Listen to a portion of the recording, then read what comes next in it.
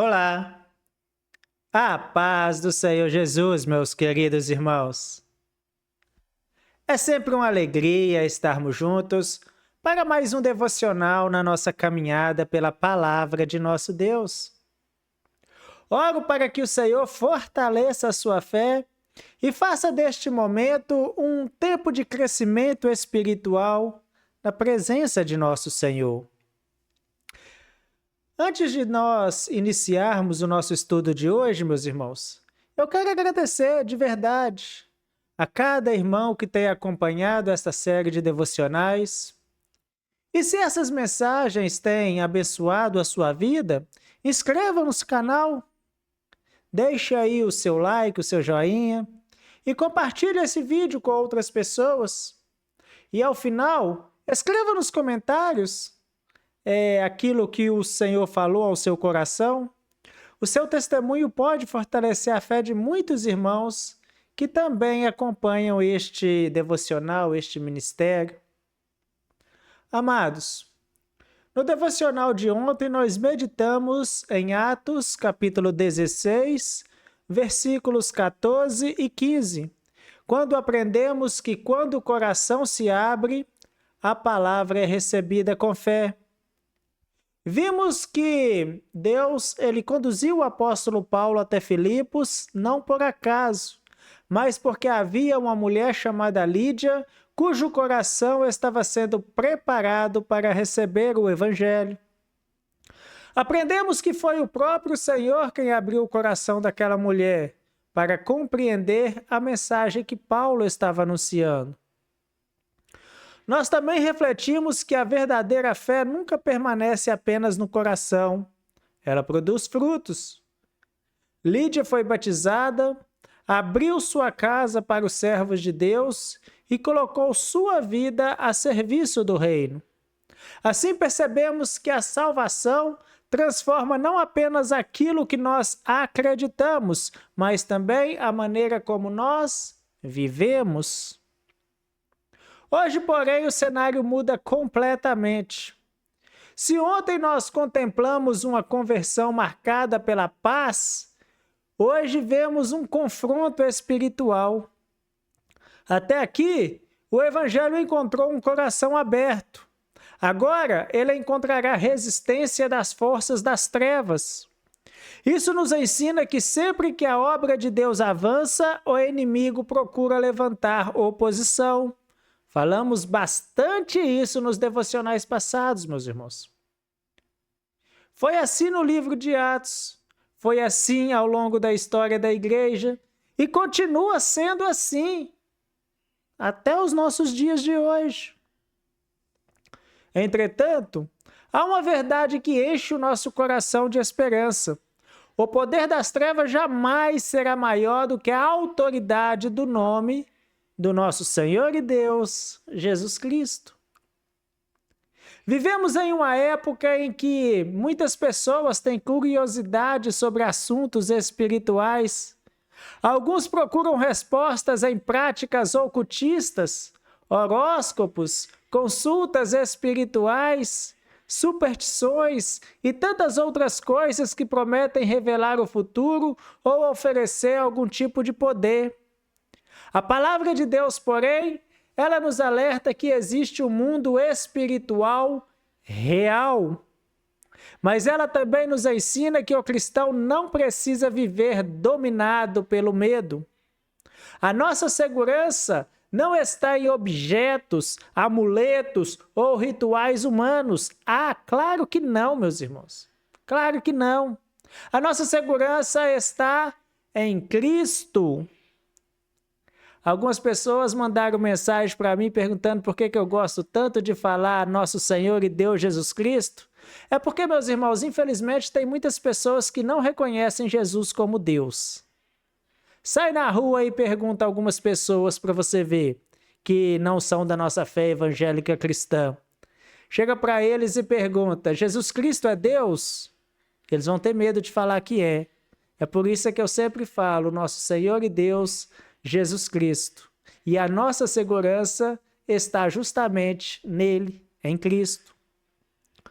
Inclusive, o apóstolo João escreveu: Filhinhos, sois de Deus, e já o tendes vencido, porque maior é o que está em vós do que o que está no mundo. 1 João, capítulo 4, versículo 4. O mesmo Senhor que venceu Satanás lá no deserto, expulsou demônios durante o seu ministério terreno, triunfou sobre a morte na cruz e ressuscitou ao terceiro dia, continua reinando soberanamente. O seu poder não diminuiu, a sua autoridade permanece a mesma. Inclusive, meus irmãos, fica isso de lição de casa para vocês. Pergunte pelo menos 5 pessoas na rua, ou no seu local de trabalho, ou na escola, se Jesus Cristo é Deus, ou se ele é apenas filho de Deus, mas não é Deus. E escreva as respostas aí no comentário. Eu quero ver sua resposta. Mas, meus irmãos, a autoridade do Senhor permanece a mesma. Por isso, o estudo de hoje não foi registrado na Bíblia para despertar apenas curiosidade sobre demônio. Claro que não. O objetivo de Lucas é mostrar ali a supremacia de Cristo. O foco da narrativa não está no poder das trevas, está na autoridade do nome de Jesus. E essa diferença, ela é muito importante. Infelizmente, existem pessoas que falam mais do diabo do que de Cristo. Mas o livro de Atos faz exatamente ao contrário. Quanto mais o reino das trevas tenta resistir, mais a glória de Cristo se manifesta. É isso que vamos ver na passagem de hoje. Mas antes da gente continuar com esse devocional, com esse comentário de hoje, vamos, como sempre, orar ao Senhor. Senhor nosso Deus e nosso Pai, nós te agradecemos porque podemos nos aproximar da Tua palavra com confiança. Obrigado porque o Senhor continua sendo soberano sobre todas as coisas. Nesta hora, papaizinho querido, pedimos que o Teu Espírito Santo ilumine o nosso entendimento para que possamos compreender esta passagem das Escrituras. Fortalece a nossa fé, aumenta a nossa confiança em Cristo e ajuda-nos a viver conscientes de que pertencemos ao Senhor. Que todo medo seja substituído pela certeza da Tua presença e da Tua vitória. Em nome de Jesus. Amém. Glórias a Deus.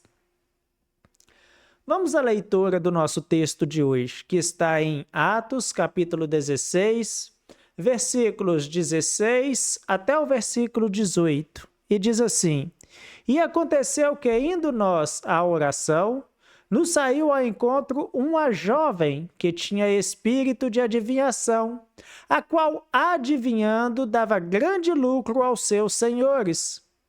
Esta, seguindo a Paulo e a nós, clamava dizendo: Estes homens que nos anunciam o caminho da salvação são servos do Deus Altíssimo.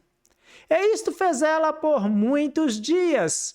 Mas Paulo, perturbado, voltou-se e disse ao Espírito: Em nome de Jesus, te mando que saias dela. E na mesma hora saiu.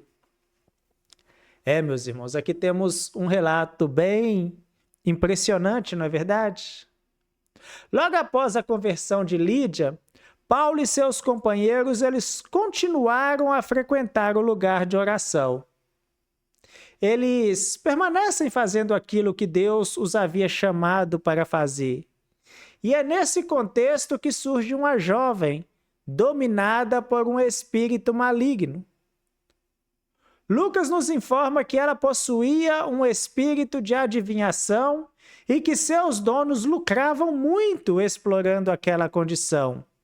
É importante observar que aquela jovem não era verdadeiramente livre. Embora gerasse riqueza para outras pessoas, ela vivia escravizada espiritualmente, tinha um espírito habitando nela. Quantas vezes isso ainda acontece em nossos dias, meus irmãos? A sociedade costuma admirar pessoas apenas por sua influência, fama ou capacidade de produzir resultados, mas Deus olha muito além desta aparência.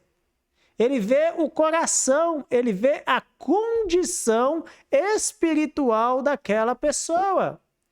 Uma pessoa pode parecer bem aos olhos do mundo e ainda assim está profundamente aprisionada pelo pecado. Foi exatamente isso que o nosso Senhor Jesus Cristo declarou. Em verdade vos digo que todo aquele que comete pecado é servo do pecado. Está lá no Evangelho de João 8,34. O maior problema daquela jovem não era a sua profissão, não era o dinheiro que ela produzia, era a sua escravidão espiritual. E foi justamente para libertar os cativos que Cristo veio ao mundo. O profeta Isaías já havia anunciado sobre o Messias. O Espírito do Senhor Jeová está sobre mim, porque o Senhor me ungiu para pregar boas novas aos mansos, enviou-me a restaurar os contritos de coração, a proclamar liberdade aos cativos. Isaías capítulo 61, versículo 1. Essa promessa ela começou a cumprir-se no ministério de Jesus e continua sendo realidade através da proclamação do Evangelho até os dias de hoje. Mas há um detalhe curioso nessa narrativa que nós lemos. A jovem seguia Paulo dizendo: estes homens são servos do Deus Altíssimo e vos anunciam o caminho da salvação. Se observarmos apenas as palavras, elas parecem corretas, não é verdade? Concordam comigo? Deixa aí nos comentários. Ela não estava mentindo. Então, por que Paulo não aceitou aquele testemunho? Se aquela jovem dizia uma verdade, por que Paulo a repreendeu? Afinal, ela estava dizendo: estes homens que nos anunciam o caminho da salvação são servos do Deus Altíssimo. Essas palavras eram verdadeiras. Paulo realmente era um servo do Deus Altíssimo. Ele realmente anunciava o caminho da salvação. Então, por que interromper aquela declaração? A resposta nos ensina uma lição extremamente importante para a vida cristã. Nem toda verdade vem da fonte certa, meus irmãos. Nem toda verdade vem da fonte certa. A Bíblia nos mostra que Satanás também sabe quem é Jesus. Quando nosso Senhor ele encontrou um homem possesso na sinagoga de Cafarnaum, o espírito maligno disse o quê? O que ele declarou lá? Está lá em Marcos 1,24. Bem sei quem és, o Santo de Deus. Observe aqui. O demônio falou uma verdade, não falou? Falou. Mas Jesus não aceitou aquele testemunho. Lucas registra outro episódio semelhante. E os demônios também saíam de muitos, clamando e dizendo: Tu és o Cristo, o Filho de Deus. E ele, repreendendo-os, não os deixava falar. Lucas capítulo 4, versículo 41. Mas por quê? Por quê? Essa é a pergunta. Por quê? Porque Deus não precisa da confirmação das trevas para autentificar sua obra, meus irmãos. Simples assim. Ele não precisa da confirmação de um espírito trevoso.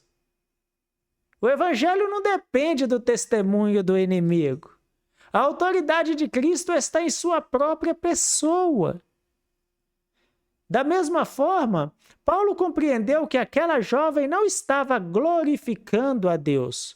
O espírito maligno procurava confundir as pessoas, misturando a verdade com a mentira.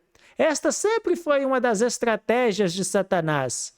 Desde lá do início, do Jardim do Éden, ele não trabalha apenas com mentiras evidentes.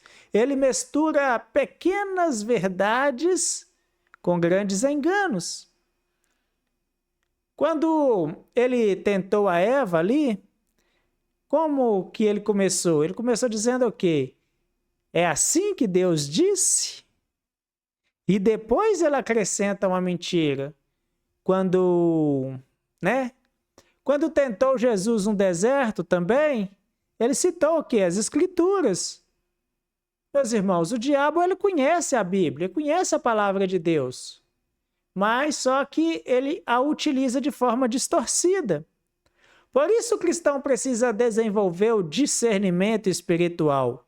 Nem tudo o que parece espiritual procede de Deus. Nem tudo o que emociona vem do Espírito Santo. Nem tudo o que fala de Deus glorifica verdadeiramente a Cristo. O apóstolo João escreveu em 1 João 4:1: Amados, não creais a todo espírito, mas provai se o Espírito são de Deus. Vivemos dias em que muitas vozes elas têm disputado a atenção. Há quem apresente um evangelho sem arrependimento. Há quem ofereça bênção sem compromisso com a santidade. Há quem usa o nome de Deus para promover interesses pessoais. Por isso precisamos conhecer profundamente as Escrituras. É a palavra de Deus que nos ajuda a discernir entre a verdade e o erro. Mas, voltando ao texto de Atos, Lucas diz que aquela situação aconteceu por muitos dias. Esse detalhe também merece a nossa atenção. Paulo não agiu por impulso. Ele não reagiu imediatamente. Ele suportou aquela situação durante algum tempo. Até que chegou o momento em que o Espírito Santo deixou claro que era hora de agir. Isso nos ensina outra lição importante. Nem toda batalha espiritual é enfrentada da mesma maneira. Existe um tempo para falar. Existe um tempo para permanecer em silêncio. Existe um tempo para esperar. E existe um tempo para agir. É por isso, meus queridos irmãos, que nós precisamos depender continuamente da direção do Espírito Santo. No devocional de terça-feira, acho que foi isso mesmo, nós aprendemos que ele dirigiu Paulo fechando portas. Ontem nós vimos que ele abriu o coração de Lídia. Já hoje nós percebemos que é o mesmo Espírito quem dá discernimento para enfrentar as trevas no momento certo. Nada acontece por iniciativa meramente humana. Paulo não procurava confrontos, seu objetivo era de anunciar a Cristo. Mas quando a situação exigiu, ele também não recuou. Tanto é que, como é que está lá no versículo? Mas Paulo perturbado. Essa palavra não significa que Paulo perdeu o controle. O sentido é que o seu espírito ficou profundamente incomodado diante daquela escravidão espiritual. Ele não suportava ver a vida dominada pelo poder das trevas. E isso revela algo muito bonito sobre o coração do apóstolo. O seu incômodo não era pessoal. Ele não estava irritado porque a jovem o seguia. Seu incômodo era espiritual. Ele enxergava uma pessoa aprisionada por forças malignas. Isso nos faz lembrar do ministério de Jesus. Quantas vezes os evangelhos registram que Cristo se compadeceu das multidões? Ele olhava para as pessoas e via mais do que os seus problemas exteriores. Ele via sofrimento, via a escravidão do pecado, via a necessidade de salvação.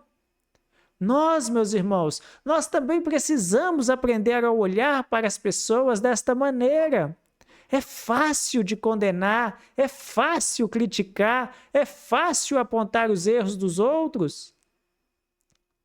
Mas o Senhor nos chama a enxergar vidas que precisam da graça do nosso Senhor e Deus Jesus Cristo. O pecado ele deve ser rejeitado, as obras das trevas devem ser combatidas, mas as pessoas precisam ser alcançadas pelo amor de Cristo. Foi exatamente isso que o Paulo fez. Ele não dirigiu suas palavras contra a jovem. Observe atentamente o texto, meus irmãos. O que Lucas diz? Voltou-se e disse ao espírito. Paulo falou ao espírito maligno, não àquela jovem. E essa é uma diferença importante. A batalha não era contra aquela mulher, era contra o poder espiritual que a estava escravizando. Isso nos lembra as palavras do apóstolo lá em Efésios. Porque não temos que lutar contra carne e sangue, mas sim contra os principados, contra as potestades, contra os príncipes das trevas desse século, contra as hostes espirituais das maldades nos lugares celestiais. O tão conhecido Efésios capítulo 6, versículo 12. Nosso inimigo não são as pessoas. Nosso combate ele é espiritual. Por isso a igreja anuncia a verdade com firmeza, mas também com amor e compaixão. E então nós chegamos ao ponto central desta passagem, quando Paulo declara: em nome de Jesus Cristo, te mando que saia dela. Não foi uma fórmula, não foi um ritual, não foi um objeto, foi a autoridade do nome de Jesus. Depois de muitos dias vendo aquela jovem escravizada por um espírito maligno, Paulo finalmente se voltou e declarou: em nome de Jesus Cristo te mando que saias dela. Logo em seguida, Lucas registra uma das frases mais poderosas desse relato. E na mesma hora, saiu. Na mesma hora. Não houve uma demora, uma espera. Não houve resistência capaz de impedir a ação de Deus. Não houve disputa entre forças equivalentes. O espírito maligno simplesmente obedeceu à autoridade do nome de Jesus. Essa cena nos revela uma verdade que deve fortalecer profundamente a nossa fé, meus irmãos. Profundamente. Jesus não possui apenas parte da autoridade, ele possui toda a autoridade. Depois de sua ressurreição, o próprio Senhor declarou aos discípulos: é-me dado todo o poder no céu e na terra. Mateus 28, 18. Observe a amplitude desta afirmação. Todo o poder no céu e na terra. Não existe autoridade acima da autoridade de Cristo. O apóstolo Paulo escreveu aos Filipenses: pelo que também Deus o exaltou soberanamente. Ele deu um nome que é sobre todo o nome, para que ao nome de Jesus se dobre todo o joelho, dos que estão nos céus e na terra e debaixo da terra. Filipenses capítulo 2, versículo 9 e também o versículo 10. Ah, meus irmãos, que promessa gloriosa! O nome de Jesus está acima de qualquer outro nome, acima dos reis, acima dos governos, acima das potestades, acima das forças espirituais. Acima de tudo aquilo que possa causar medo ao coração do cristão. É justamente por isso que a igreja anuncia Cristo com tanta confiança. A nossa confiança não está na força humana, está naquele que venceu o pecado, a morte e Satanás. Entretanto, esta passagem também nos ensina algo que precisa ser compreendido com equilíbrio. O poder não estava em Paulo, o poder estava em Jesus. E isso faz toda a diferença. Toda a diferença. Às vezes ouvimos pessoas exaltando determinados pregadores como se eles possuíssem um poder especial em si mesmo. Mas a Bíblia, meus irmãos, o livro de Atos, ele nunca aponta os olhos para os homens, sempre aponta para Cristo. Paulo era apenas um servo, Silas era apenas um servo, Pedro era apenas um servo. O poder pertence exclusivamente ao Senhor. Foi o próprio Pedro quem declarou ao paralítico junto à porta formosa: em nome de Jesus Cristo, o Nazareno, levanta-te e anda. Depois, quando a multidão começou a admirar os apóstolos, Pedro rapidamente corrigiu aquela impressão que tinha ficado sobre ele. Varões israelitas, por que vos maravilhais disso? Ou por que olhais tanto para nós como se por nossa própria virtude ou santidade fizéssemos andar este homem? Atos capítulo 3, versículo 12. Essa humildade, queridos irmãos, precisa permanecer também em nossos dias. Toda honra pertence ao Senhor, toda glória pertence a Cristo, todo poder pertence ao seu nome. Ao mesmo tempo, existe este texto, meus irmãos. Esse texto, ele nos lembra que o Evangelho não apenas consola, ele confronta. Parece redundante falar isso, mas é. Depois que aquela jovem foi libertada, os seus senhores perceberam que havia perdido a fonte de seus lucros. O interesse deles nunca foi o bem daquela moça, o interesse deles era o dinheiro que ela rendia. Quando o evangelho tocou aquilo que sustentava seus interesses, começou a perseguição contra Paulo e Silas. E isso nos ensina que seguir a Cristo nem sempre será bem recebido por todos. Claro que não. Há momentos em que viver o evangelho significa contrariar o sistema injusto, interesses egoístas e valores contrários à palavra de Deus. Mas a igreja nunca deve responder o mal com a violência ou vingança. Nossa arma continua sendo a verdade do evangelho. Como escreveu ali o apóstolo Paulo, lá em 2 Coríntios 10, versículo 4, porque as armas da nossa milícia não são carnais, mas sim poderosas em Deus para a destruição das fortalezas. Essa vitória não depende da força humana, depende da presença do Senhor. Talvez enquanto você ouve este devocional, existam lutas espirituais acontecendo ao seu redor. Talvez não sejam manifestações como as descritas lá em Atos, mas tentações constantes, medos, angústias, pensamentos que procuram afastá-lo da confiança em Deus. A Bíblia nos ensina, meus queridos irmãos, que a nossa segurança, ela deve continuar sendo Cristo. Veja o que Tiago escreveu em Tiago 4,7. Sujeitai-vos, pois, a Deus, resisti ao diabo e ele fugirá de vós. Perceba a ordem. Primeiro, sujeitai-vos a Deus. Depois, resisti ao diabo. A vitória espiritual começa com uma vida de comunhão com o Senhor.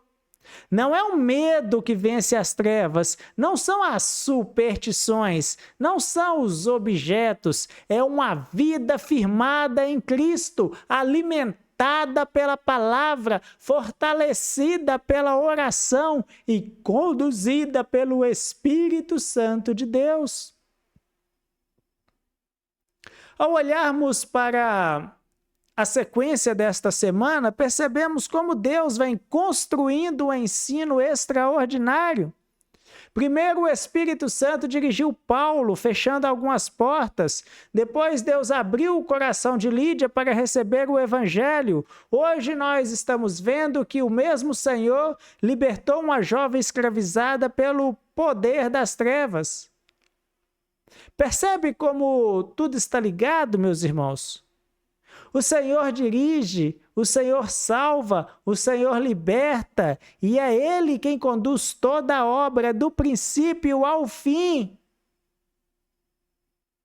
E é claro que isso nos enche de esperança, porque o Deus que agiu em Filipos continua agindo aos dias de hoje. Ele continua abrindo portas segundo a sua vontade, continua abrindo corações para receber a sua palavra e continua libertando vidas pelo poder do nome de Jesus. Amados, amanhã, se o nosso Deus assim permitir, continuaremos a nossa caminhada pelo livro de Atos. Amanhã nós vamos estudar o capítulo 16 e o versículo 22 e 26 com o tema: a fidelidade ao Evangelho sustenta o crente. Veremos que após libertarem aquela jovem, Paulo e Silas serão lançados presos, açoitados e lançados no cárcere. Mesmo sofrendo injustamente, permaneceram fiéis ao Senhor e descobriram que nenhuma prisão é capaz de impedir a presença de Deus. Será um estudo precioso, meus irmãos, sobre a perseverança, confiança e fidelidade em meio às provações.